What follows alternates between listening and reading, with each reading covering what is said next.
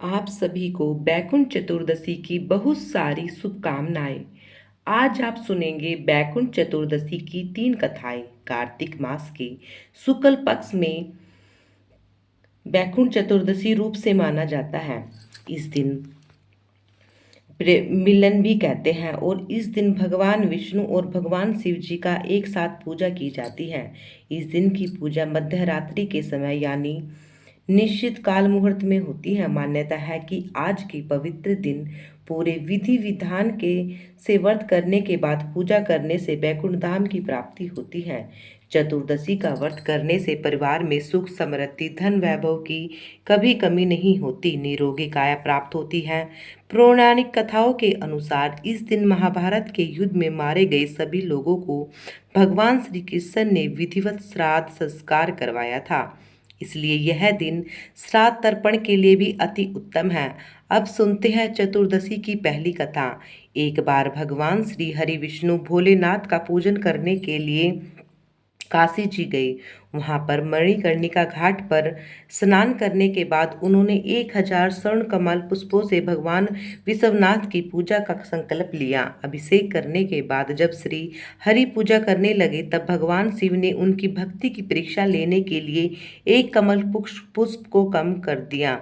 भगवान श्री हरि को अपने संकल्प के अनुसार भगवान शिव को हे 1000 कमल पुष्प अर्पित करने थे। अब जब एक कमल पुष्प गायब हो गया तो उन्होंने सोचा कि आंखें भी तो कमल के समान हैं और मुझे पुंडरीका और कमल नयन भी कहा जाता है, क्यों ना मैं अपना एक नेत्र भगवान शिव को कमल पुष्प के बदले अर्पित कर दूं। यह सोचकर भगवान श्री हरि अपनी एक आंख चढ़ाने के लिए तैयार हो गए। तब भगवान विष्णु की इस अपार भक्ति से प्रसन्न होकर देवादिदेव महादेव तुरंत ही वहां प्रकट हुए और बोले, हे विष्णु, आपके समान संसार में मेरा दूसरा कोई भक्त नहीं। संसार की यह कार्तिक शुक्ल चतुर्दशी अब से बैकुंठ चतुर्दशी कहलाएगी। इस दिन व्रत करके जो मुझसे पहले आपका पूजन करेगा उसे बैकुंठ लोक की प्राप्ति होगी। भगवान शिव ने श्री विष्णु को करोड़ों करोड़ों रूप से सूर्य के समान सुदर्शन चक्र प्रदान किया और आज वह सुदर्शन चक्र के द्वारा वो संहार करते हैं। सूर्य की चमक के समान सुदर्शन चक्र भी प्रदान किया था, जो आज के दिन तो बैकुंठ लोक के द्वार भी खुले रहते हैं। यदि कोई व्यक्ति पूरे विधि विधान से बैकुंठ चतुर्दशी का व्रत करते हैं तो वह बैकुंठ लोक को अपना स्थान सुनिश्चित कर लेते हैं। इस प्रकार बैकुंठ चतुर्दशी की पहली कथा संपूर्ण हुई। अब सुनते हैं दूसरी कथा।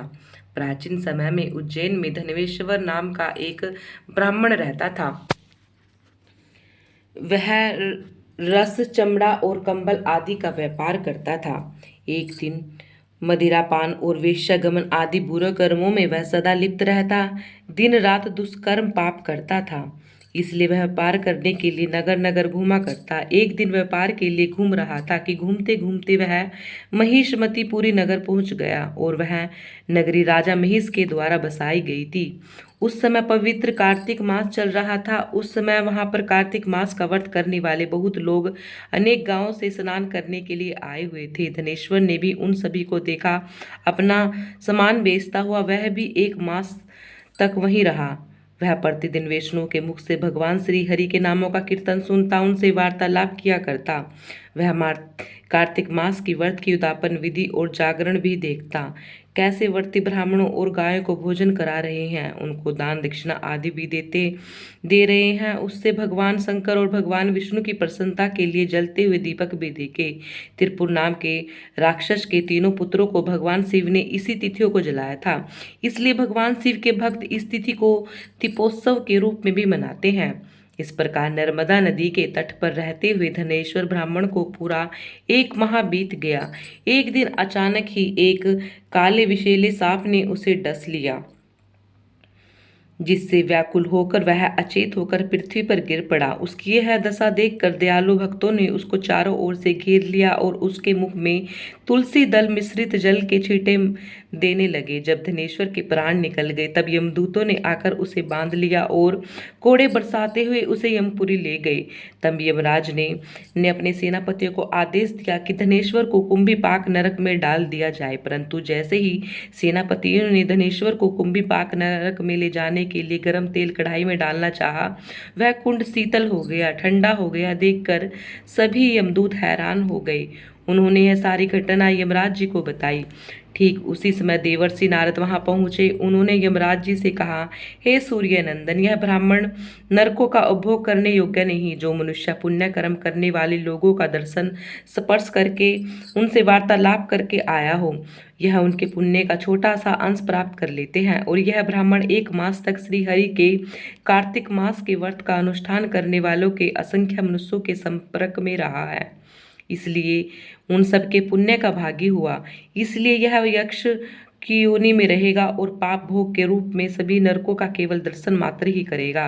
तब यमराज जी ने भी अपने प्रेत सेनापतियों को नारद जी के कहे अनुसार धनेश्वर को वही नरक दिखाने की आज्ञा दी। उसके पश्चात उसे यक्षलोक में भेज दिया गया। वहां जाकर धनेश्वर को यक्षलोक का राजा बना दिया गया। यही धनेश्वर कुबेर का अनुचर घनश्याम बनकर प्रसिद्ध हुआ। हे प्रभु, जैसे अपने धनेश्वर को सभी पापों से मुक्त किया, उसी प्रकार इस कथा को सुनने वाले फिर हुंगारा भरने वाले सभी भक्तों पर कृपा करें।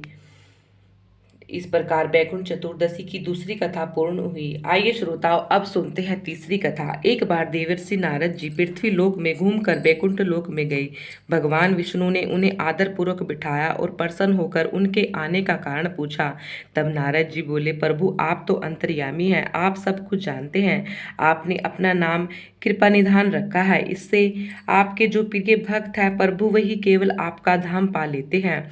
जो सामान्य नर नारी हैं वो भव सागर से वंचित रह जाती हैं। इसलिए आप मुझे कोई ऐसा सरल उपाय बताए जिससे कि सामान्य से सामान्य भक्त भी आपकी भक्ति करके मुक्ति को प्राप्त कर सके। यह सुनकर श्री हरि विष्णु नारद कार्तिक शुक्ल पक्ष की चतुर्दशी को भी जो नर नारी व्रत का पालन करेगा, श्रद्धा भाव से मेरी पूजा करेगा, उनके लिए मैं स्वर्ग के द्वार साक्षात खुले रखूंगा।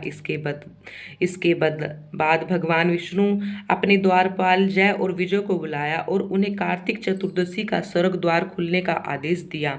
साथ भगवान ने यह भी कहा कि इस दिन जो भी भक्त मेरा नाम लेकर पूजन करेंगे वह बैकुंठ को प्राप्त करेंगे। इस प्रकार चतुर्दशी की तीसरी कथा पूर्ण हुई। चतुर्दशी तिथि भगवान शिव को समर्पित मानी जाती है, लेकिन कार्तिक शुक्ल की चतुर्दशी तिथि भगवान विष्णु को पूजन में पूजा योग्य मानी जाती है। भगवान विष्णु चातुर्मास दिनों में संभाले गए सृष्टि के संचालन का कार्यभार पुनः सौंपा थे। इसलिए जो भक्त अपने सच्चे मन से पूजा करके भगवान शिव जी की पत्तियों और भगवान विष्णु को बेलपत्र अर्पित करता है, उनके जीवन के सारे दुख भगवान शिव और भगवान विष्णु हर लेते हैं। आज के दिन दीपदान भी करना चाहिए। अपनी सामर्थ्य के अनुसार दीपदान करके आप बैकुंठ चतुर्दशी का पुण्य प्राप्त कर सकते हैं। यह थी आज की कथाएं। अगर आपको अच्छी लगी हो तो वीडियो को लाइक करें, चैनल को सब्सक्राइब करें। धन्यवाद। जय श्री राधे, जय भोलेनाथ, हर हर महादेव।